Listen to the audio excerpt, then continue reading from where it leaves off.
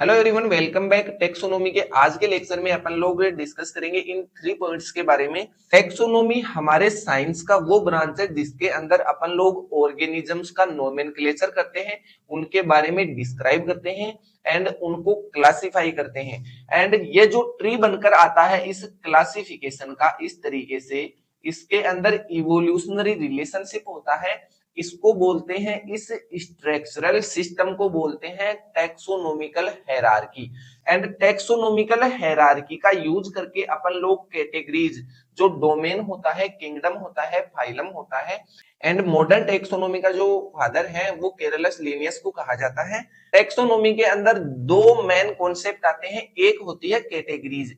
Categories वो होती हैं जैसे अपन लोग हाई लेवल से लो लेवल के ऊपर ऑर्गेनिजम्स को डिवाइड करते हैं कि ये इस किंगडम से बिलोंग करते हैं, फिर ये इस जीनस के अंदर आते हैं एंड देन ये फाइनली इस स्पीसीज का ऑर्गेनिज्म है। तो ये जो हाई लेवल से लो लेवल के ऊपर कैटेगरीज में अपन लोग रैंक देते हैं, इनको बोलते हैं कैटेगरीज। एंड टैक्सोन यानी कि किसी ए स्पीसीज के 20 प्लांट्स हैं तो इन 20 प्लांट्स को अपन लोग साइंटिफिक लेवल पर बोलेंगे टैक्सोन। एंड इनके अंदर सिंगल प्लांट को बोलेंगे अपन लोग टैक्सा। ये था कैटेगरी एंड टैक्सोन का कॉन्सेप्ट। फिर बात करते हैं टैक्सोनोमिकल हायरार्की।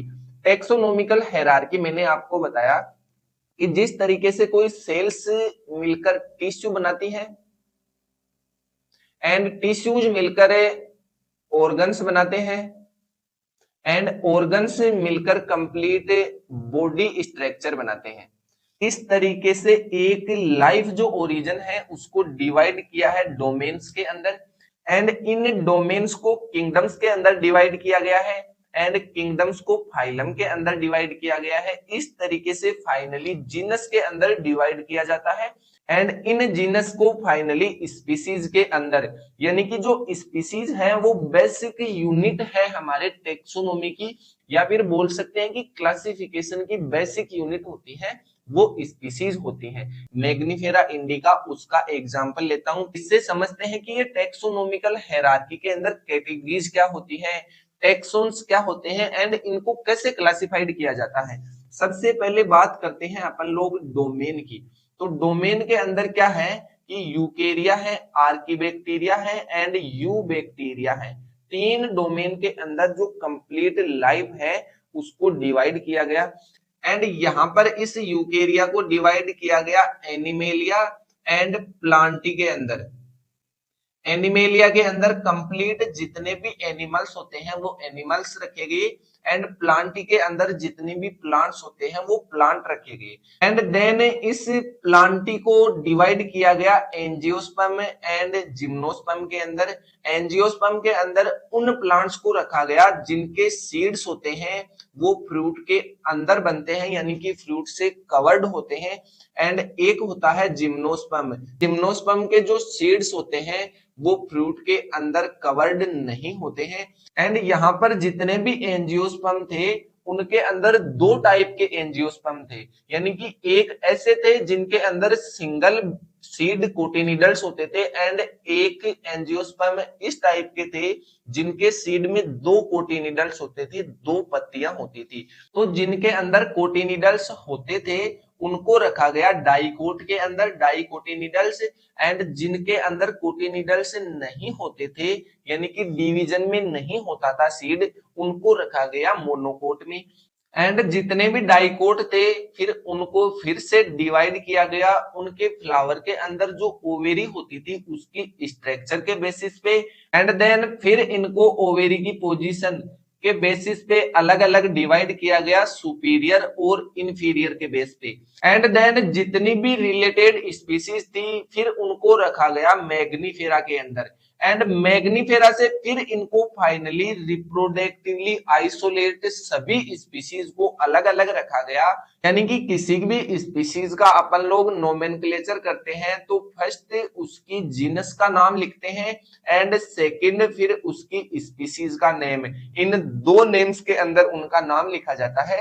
एंड कंप्यूटराइज्ड नेम अगर लिखेंगे तो उनको इस तरीके से इटैलिक यानी कि टेढ़े कर देंगे, एंड हैंड रिटन होंगे तो उनके नीचे अंडरलाइन से इस तरीके से लिख देंगे। एंड इस तरीके से जो तरीका है डोमेन से लेकर स्पीशीज तक का, उसके अंदर ये जो डोमेन है, किंगडम है, ये जितने भी रैंक है इनको बोलते हैं कैटेगरीज। एंड यहाँ पर जो मैग्निफेरा इंडिका है, इस स्पीशीज के प्लांट्स को बोलेंगे टैक्सोन, एंड सिंगल प्लांट है जो मैग्निफेरा इंडिका का, उसको बोलेंगे टैक्सा। हायरार्की लेवल के ऊपर कैटेगरीज कौन कौन सी हुई? डोमेन है, किंगडम है, डिवीजन है, एंड देन क्लासेज है, ऑर्डर है, फैमिली है, जीनस है, स्पीशीज है। ये इतने टाइप की कैटेगरीज होती हैं। ये थी एंजियोस्पर्म प्लांट की क्लासिफिकेशन हायरार्की, टैक्सोनोमिकल हायरार्की।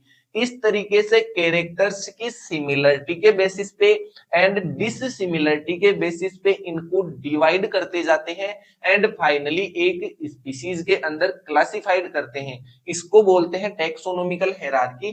थोड़ा सा यहाँ पर कॉम्प्लेक्स है। अब देखते हैं अपन लोग कैटेगरीज जो हमारे सिलेबस के अंदर है। स्पीशीज, स्पीशीज क्या है? बेसिक यूनिट ऑफ क्लासिफिकेशन, यानी कि फाइनली अपन लोग स्पीशीज के अंदर जाकर क्लासिफाई कर देते हैं। एंड जो सिंगल स्पीशीज होती है, सिंगल ऑर्गेनिज्म होता है, वो किसी ना किसी स्पीशीज से बिलोंग करता है। इसके बाद में और ज्यादा डिवीजन नहीं होता है। एक स्पीशीज है, कोई ए टाइप की स्पीशीज है, इसके अंदर ए स्पीशीज के बहुत सारे मेंबर्स हो सकते हैं, यानी कि ये पॉपुलेशन का ग्रुप है ए स्पीशीज का, जो मोर्फोलॉजिकली सिमिलर है, सबके सब दिखने में सिमिलर है, and are capable to interbreed, ये आपस में रिप्रोड्यूस कर सकते हैं। तो ये ग्रुप क्या हुआ? सिंगल स्पीशीज का। एंड ये स्पीशीज की डेफिनेशन है। फिर आता है जीनस। जीनस क्या होता है? यानी कि रिलेटेड स्पीशीज। ये कोई मैंगो की एक स्पीशीज है जो आपस में इंटरब्रीड कर सकती है, रिप्रोड्यूस कर सकती है। एंड ये कोई बी स्पीशीज है, बस ये दिखने में एक जैसे हैं लेकिन रिप्रोडक्टिवली आइसोलेट है, रिप्रोड्यूस नहीं कर सकते। तो रिलेटेड स्पीशीज होती हैं, वो सिंगल जीनस के अंदर रखी जाती हैं। तो इसका डेफिनेशन क्या हुआ? यानी कि डोमेन से लेकर जीनस तक वो कैरेक्टर्स सिमिलर है उन सब में, लेकिन वो इंटरब्रीड नहीं करती हैं, रिप्रोड्यूस नहीं कर सकती हैं। क्लोजली रिलेटेड स्पीशीज के ग्रुप को ही अपन लोग जीनस बोलते हैं। फैमिली से बिलोंग करने वाले जीनस यानी कि डिफरेंट टाइप के जेनेराज हैं, वो आइसोलेट तो है ही है स्पीशीज लेवल पर, लेकिन उनकी रिप्रोडक्टिव स्ट्रक्चर्स हैं, उनके अंदर भी डिफरेंस है, इसलिए वो रिप्रोडक्टिवली आइसोलेट है। तो इस तरीके से आप लोगों को स्पीशीज, जीनस एंड फैमिली, इन तीन कॉन्सेप्ट्स पर ध्यान देना है। एंड देन बात करते हैं अपन लोग feature of ICBN, international code of botanical nomenclature. तो जितने भी प्लांट्स हैं उनका नोमेनक्लेचर करेंगे तो अपन लोग यूज करते हैं international code of botanical nomenclature. And animals की स्पीशीज का नोमेनक्लेचर करेंगे तो वहां पर ICZN, international code of zoological nomenclature. यहाँ पर क्या होता है कि कोड्स होते हैं, उन कोड्स के अकॉर्डिंग अपन लोग नोमेनक्लेचर करते हैं। तो चलिए देखते हैं ये कोड्स किस तरीके से नोमेनक्लेचर के अंदर हेल्प करते हैं। इनके मोस्ट ऑफ फीचर्स अपन लोगों को यहाँ पर कंसीडर करने हैं। सबसे पहले बात करते हैं कि बाइनोमियल नोमेनक्लेचर रूल यहाँ पर काम करता है, यानी कि कोई भी स्पीशीज है उसके नेम के अंदर 2 वर्ड्स होने चाहिए।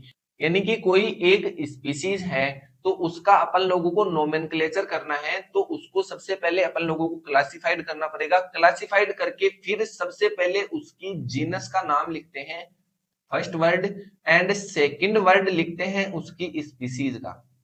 ये है binomial nomenclature rule. Second rule होता है इंडिपेंडेंस, यानी कि ICBN, international code of botanical nomenclature, and ICZN, यानी कि ICBN के तहत अपन लोगों ने किसी प्लांट का नाम रख दिया, तो तो उस सेम नाम की कोई प्लांट स्पीसीज तो नहीं हो सकती, लेकिन एनिमल स्पीसीज हो सकती है। यानी कि इंडिपेंडेंस के अंदर क्या है कि ICZN एंड ICBN दोनों इंडिपेंडेंट है, किसी एनिमल स्पीसीज का नाम रिलेट कर सकता है प्लांट स्पीसीज से। जैसे यहाँ पर एक एग्जांपल है कि फिकस जो है वो एक फिग प्लांट का नाम है, एंड यही एक जीनस है स्नेल की एनिमल्स के अंदर। तो ICZN एंड ICBN दोनों इंडिपेंडेंट वर्क करते हैं। टाइपिफिकेशन के अंदर क्या होता है, कोई ऑथर है वो एक टाइम पर किसी स्पीसीज के मेंबर का सैंपल लेकर आता है, फिजिकल सैंपल, एंड देन उसके पब्लिकेशन के लिए उसके पास में रेफरेंस पॉइंट्स है, and the name is ever confused, उसके नाम या फिर नोमेनक्लेचर के अंदर वो कंफ्यूज्ड है, तो उस सैंपल को, उस स्पेसिमेन प्लांट को क्या बोलेंगे, होलोटाइप। ये था यहाँ पर टाइपिफिकेशन का कॉन्सेप्ट। प्रायोरिटी का फीचर, यानी कि किसी स्पीसीज की डिस्कवरी की एंड देन उसका नोमेनक्लेचर कर दिया, फर्स्ट नेम जीनस का एंड सेकंड नेम स्पीसीज का। जो नाम सबसे पहले रखा गया बाद में किसी और साइंटिस्ट ने वो डिस्कवर किया एंड देन उसका नाम दूसरा रखा, तो जो सबसे पहले नाम रखा जाएगा हमेशा के लिए वही मान्य होगा, वही वैलिड होगा। ये था principle of priority.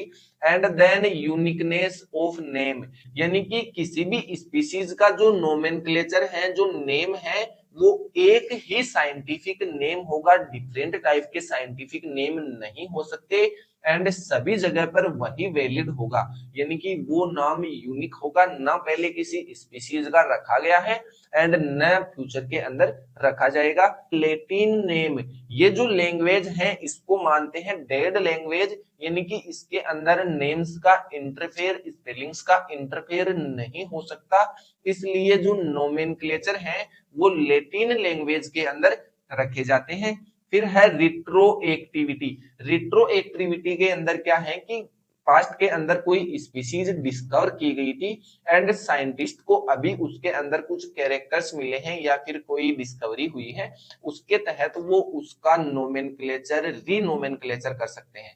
And then ये है हमारी इस लेक्चर की समरी टेबल, जिससे अपन लोग विद इन 5 मिनट इसको कंप्लीट रिवाइज कर सकते हैं। एंड मिलते हैं नेक्स्ट लेक्चर के अंदर, तब तक के लिए धन्यवाद, थैंक यू सो मच।